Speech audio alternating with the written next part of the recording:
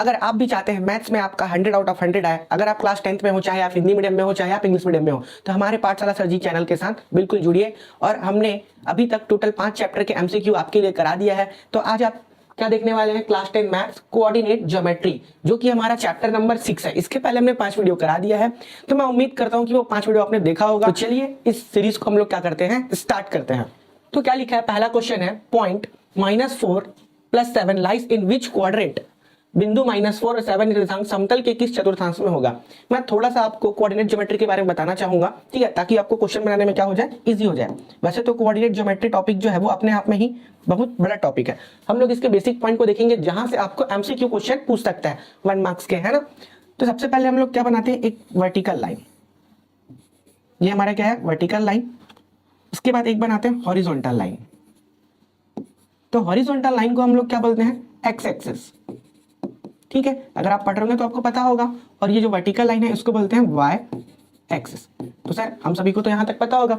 और जिस पॉइंट पे काट रहा है उसको बोलते हैं 0 0 या फिर इंटरसेक्टिंग पॉइंट, ठीक है। साथ में दोनों लाइन कैसे होते हैं, एक दूसरे के परपेंडिकुलर होते हैं, 90 डिग्री बना रहे हैं यहाँ पे चारों साइड। तो इसी को बोलते हैं क्वाड्रेंट। क्वाड्रेंट मतलब 4 हिस्सा, हिंदी में लिखा है चतुर्थांश, मतलब 4 इसके अंश है।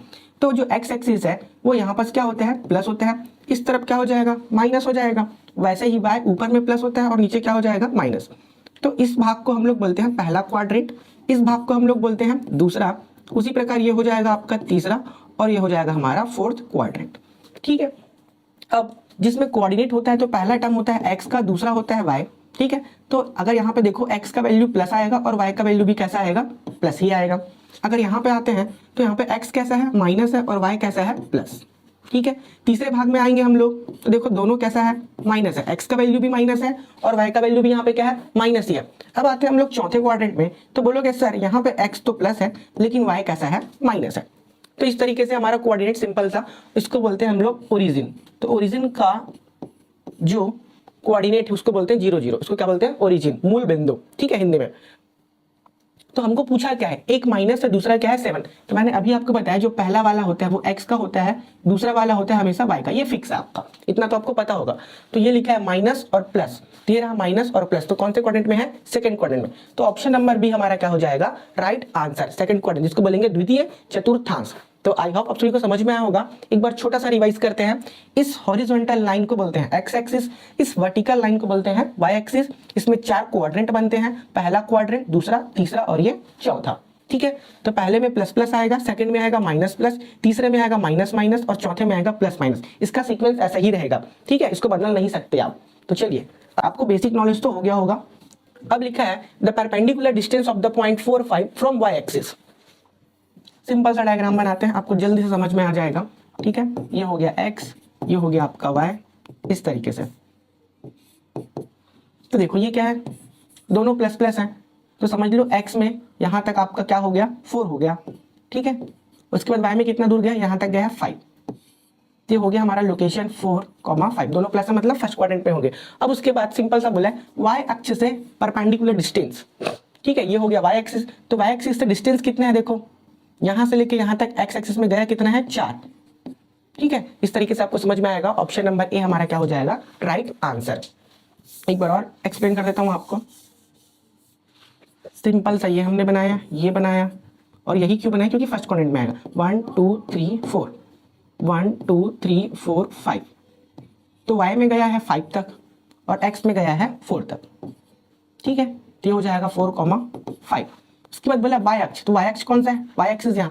तो y एक्सिस से लंबवत दूरी, y एक्सिस से लंबवत दूरी, तो हमको देखने से पता चल रहा है 1 2 3 4, टोटल डिस्टेंस कितने हैं, 4 ट्रैवल किया है। तो ये हमको पूछा है।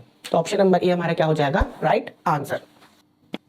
तो क्वेश्चन नंबर नेक्स्ट है हमारा कोऑर्डिनेट ऑफ द ओरिजिन, मूल बिंदु के निर्देशांक। इस क्वेश्चन का आंसर तो कोई भी बच्चा भी दे देगा, ठीक है। तो ऑप्शन तो बिल्कुल गलत ही नहीं होना चाहिए। ऑप्शन नंबर ए हमारा क्या हो जाएगा, राइट आंसर 0 0। कैसे पता, ये रहा हमारा y, ये रहा हमारा x एक्सिस।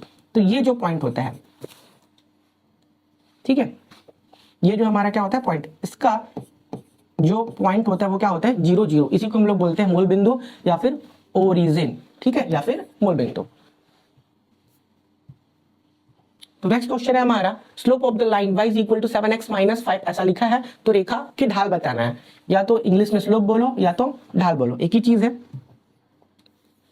तो देखो एक फॉर्मूला होता है y is equal to M X plus C.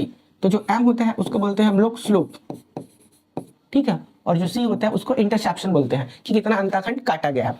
तो जो यहाँ पे सिंपल सा क्वेश्चन क्या लिखा है, y is equal to 7x minus 5। तो हमको c पूछा होता कि कितना अंतःखंड काटा या कितना इंटरसेप्शन काटा, तो 5 होता, लेकिन हमको क्या पूछा है m का वैल्यू। तो m का वैल्यू क्या हो जाएगा, प्रॉपर सिर्फ 7 होगा। तो ऑप्शन नंबर ए हमारा क्या हो जाएगा, राइट आंसर। तो इस क्वेश्चन की कड़ी को और आगे बनाते हुए अब हमारे पास आ चुका है फिल इन द ब्लैंक्स। तो इसको बनाते हैं।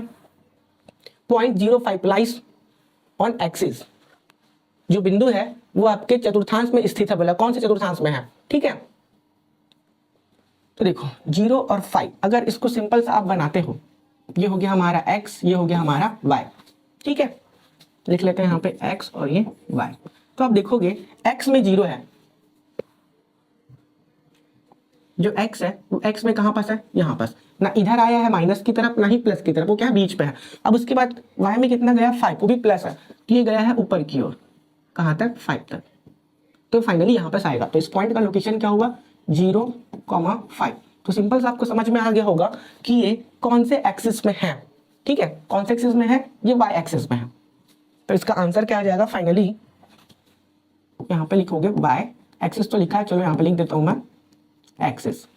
अगर इसको पूछेगा बिंदु चतुर्थांश में स्थित है, तो अगर चतुर्थांश तो नहीं होना चाहिए, यहाँ भी क्या आएगा एक्सिस ही आएगा, ठीक है। कौन सी रेखा पर स्थित है, क्योंकि अगर चतुर्थांश बोला जाएगा तो ना इस पे है ना इस पे है, ये फर्स्ट होता है और ये क्या है सेकंड है, तो दोनों के बीच में है। तो या तो हमको फर्स्ट और सेकंड दोनों लिखना पड़ेगा, तो लेकिन इसका आंसर क्या आएगा, यहाँ भी आप क्या लिखोगे y एक्सिस ही लिखना, ठीक है। अगर पूछेगा चतुर्थांश ही लिखना होगा आपको, तो फर्स्ट और सेकंड ही लिखोगे, क्योंकि बीच में है, ना तो इधर है ना तो इधर है। और अगर सिंपल सी बात है देखा जाए दोनों कैसा है, प्लस और प्लस है, तो एक तरीके से फर्स्ट चतुर्थांश भी आप यहाँ पे लिख सकते हो, लेकिन पूछा है एक्सिस तो उस हिसाब से y एक्सिस लिख सकते हैं। चलिए नेक्स्ट पे चलते हैं। The gradient of the horizontal line, क्षैतिज रेखा की प्रवणता, ये क्या होती है आपका शून्य होता है। यहाँ पे आ जाएगा 0 और क्षैतिज रेखा यहाँ पे आ जाएगा 0।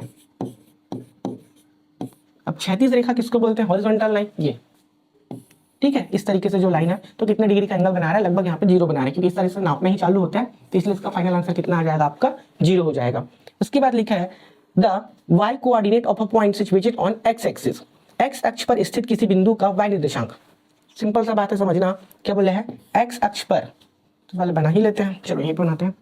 ये हो गया आपका x कोऑर्डिनेट, ठीक है, और ये y है।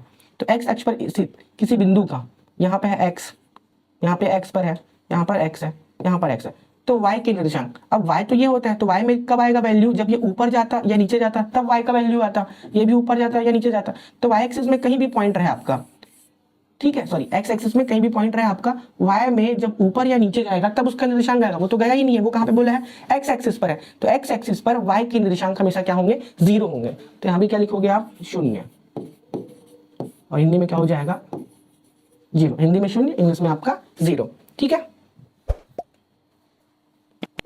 तो ये हमारा अगला क्वेश्चन क्या लिखा है, the interception point of both the axis is called. ये तो काफी सिंपल क्वेश्चन है, दोनों अक्षों के कटान बिंदु को, अब देखो ये हमारा पहला अक्ष, ये हमारा दूसरा अक्ष, दोनों अक्षों के कटान बिंदु को, इसको क्या कहते हैं, कुछ देर पहले मैंने बताया था मूल बिंदु, मूल बिंदु, और हिंदी में ओरिजिन, इंग्लिश में ओरिजिन, ठीक है, सिंपल सी बात है। The coordinate of a point -4 and 0, then this point will be situated on axis, ठीक है। यहाँ पे भी देखो एक्सिस ही लिखा है। यदि किसी बिंदु के निर्देशांक -4 और 0 हो, तो यह बिंदु कौन से अक्ष पर स्थित होगा, ठीक है। तो वहां पे गलती से चतुर्थांश लिखा होगा, वहां भी क्या आता, अक्ष ही आता। अब देखो -4 और 0 है, अगर इसको हम लोग इस पर बनाते हैं तो -4 ये x का होता है, तो x में -4 इधर आ जाएगा इस तरफ, और 0 y पे मतलब 0, ये ऊपर नहीं गया नीचे नहीं गया, तो ये पॉइंट है इसका, ठीक है। कौन सा पॉइंट है, ये पॉइंट। तो आप देख के ही बता सकते हो कौन सा एक्सिस पे है। The coordinate of point -4 0, then its point will be situated on x axis, क्या आ जाएगा, यहाँ पे लिख सकते हो x एक्सिस, यहाँ पे आ जाएगा x अक्ष, ठीक है। इस तरीके से आपका सिंपल सा क्या हो जाएगा आंसर। तो अब हम लोग धीरे धीरे करके किसकी ओर बढ़ चुके हैं, ट्रू और फॉल्स की ओर। चलो इसको भी पढ़ते हैं और जल्दी से इसको बना लेते हैं। The ordinate of any point situated on y axis is 0। y अक्ष पर स्थित किसी बिंदु की कोटि शून्य होती है।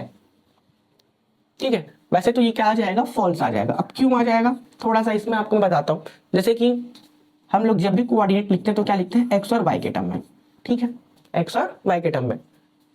अब इसको एब्सिसा बोलते हैं, या फिर बोल सकते हैं हिंदी में भुज, और इसको बोलते हैं कोटि, ऑर्डिनेट और एब्सिसा। ठीक है, तो क्या बोला है, ordinate of any point situated Y X. अगर कोई वाई एक्सिस में है, किसमें है, वाई एक्सिस में, तो वाई एक्सिस कैसे होगा, ये होगा, ये वाई एक्सिस में यहाँ पास होगा या यहाँ पास होगा।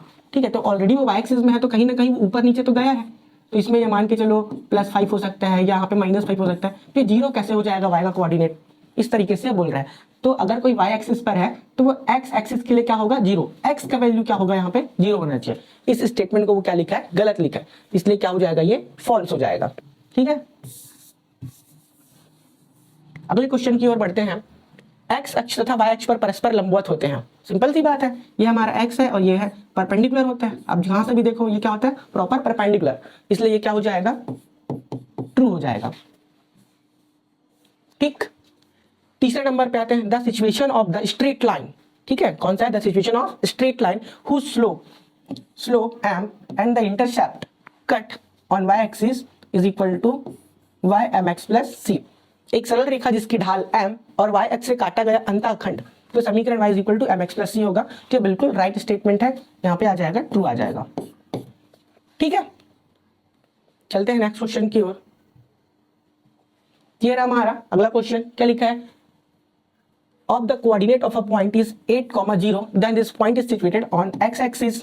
यदि किसी बिंदु के निर्देशांक 8 और 0 है तो यह बिंदु x अक्ष पर स्थित होगा क्या, ऐसा बोल रहा है। देख लेते हैं, ये x, ये होगा हमारा y और ये होगा हमारा x। इसका निर्देशांक क्या है, 8 है, तो पहला x पॉजिटिव की तरफ यहाँ पे आ जाएगा 8। ठीक है, कहाँ पे चलेगा, 8 पे। उसके बाद y पे 0 है, ना ही ये ऊपर गया है ना ही 0 यहीं पास है, तो कौन सा एक्सिस पे, x एक्सिस पे। तो ये बात हमारा क्या हो गया, ट्रू हो गया। तो ये स्टेटमेंट क्या हो जाएगा, ट्रू हो जाएगा। नेक्स्ट पे आते हैं, द कोऑर्डिनेट ऑफ ओरिजिन। क्या दिया, x और y दिया है। मूल बिंदु के निर्देशांक x और y होते हैं क्या, बिल्कुल नहीं। अभी मैंने बताया था, ये होगा हमारा इंटरसेक्टिंग पॉइंट, इसी को बोलते हैं ओरिजिन, जिसका कोऑर्डिनेट होगा 0 और 0। तो ये x और y का वैल्यू क्या होगा, 0 और 0, ना कि x और y। तो ये क्या हो जाएगा, फॉल्स हो जाएगा। ठीक है, तो उम्मीद करता हूं कि आप सभी को ये सब कॉन्सेप्ट बिल्कुल समझ में आया होगा। तो इस वीडियो में, इस चैप्टर में इतना ही। मिलते हैं नेक्स्ट वीडियो के साथ। थैंक यू, अलविदा, जय हिंद।